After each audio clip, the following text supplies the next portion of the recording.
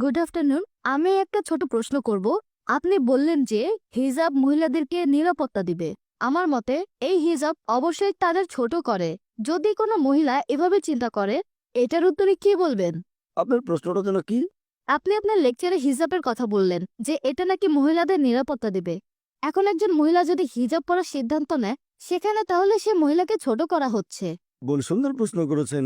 আমি বলেছিলাম যে মহিলারা হিজাব পালন করবে। এখন হিজাব পালনের সিদ্ধান্ত নিয়ে মহিলারা তো নিজেকে ছোট করছে, এটা তাদের নিচু করছে। পবিত্র কোরআন পড়লে দেখবেন কোরআন এবং ইসলাম এই হিজাবের বিধান দিয়েছে।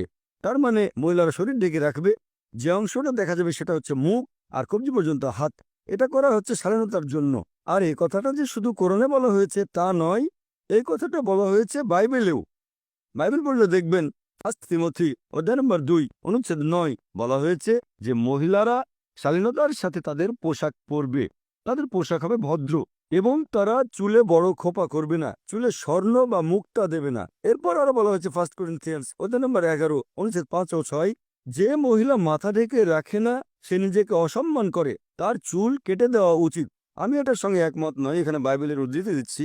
একইভাবে বেদ পড়লে দেখবেন বলা হয়েছে মহিলারা মাথা ঢেকে রাখবে। তাহলে সবগুলো ধর্মগ্রন্থই বলছে যে মহিলারা কাপড় দিয়ে মাথা ঢাকবে। এটা শালীনতার জন্য, এটা মহিলাদের ছোট করার জন্য নয়। আর আপনারা দেখবেন আমার বিরুদ্ধে একটা অভিযোগ করা হয়েছিল এরকম, যে ডক্টর জাকির নায়েক বলেছেন মহিলারা যদি হিজাব না পরে আর যদি তারা পশ্চিমা পোশাক পরে তাহলে তাদের ধর্ষণের শিকার হওয়ার সম্ভাবনা থাকে। এখানেও আসলে ভুল উদ্ধৃতি দেওয়া হয়েছে।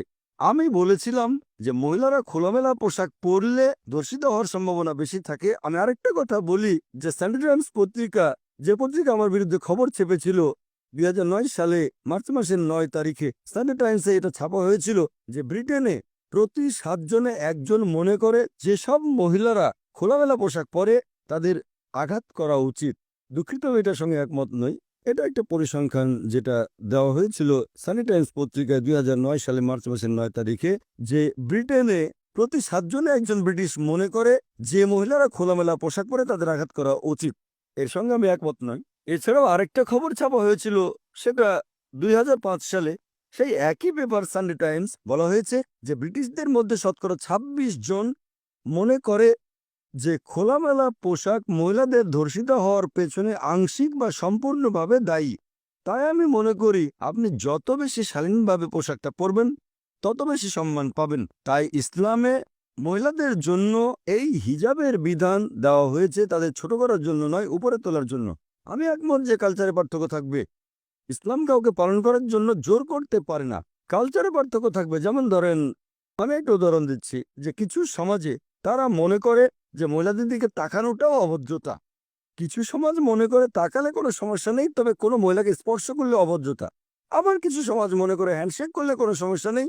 কিছু সমাজ মনে করে চুমু দিলেও সমস্যা নেই। কিছু সমাজ মনে করে একটা ছেলে আর একটা মেয়ে নিজের ইচ্ছায় যা কিছু করতে পারে, সমস্যা নেই। তাহলে এক এক সমাজে এক এক কালচারে এক এক রকম নিয়ম কানুন দেখতে পাবেন।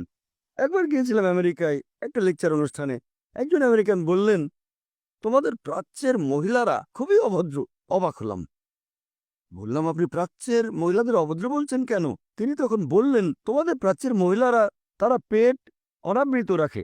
তাহলে আমেরিকা আর পশ্চিমা দেশগুলোতে পেট ঢেকে না রাখাটা হচ্ছে অভদ্রতা, আর ভারতে পেট না ঢাকাটা অভদ্রতা নয়, শর্ট ফরটা হচ্ছে অভদ্রতা। তাহলে বোন, আপনাকে বুঝতে হবে কালচারে পার্থক্য থাকবে, নিয়মে পার্থক্য থাকবে।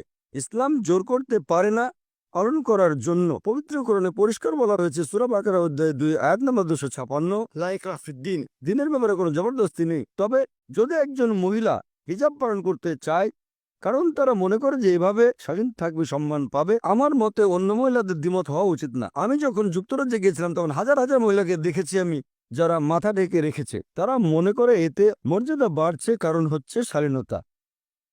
আশা করি উত্তরটা পেয়েছেন।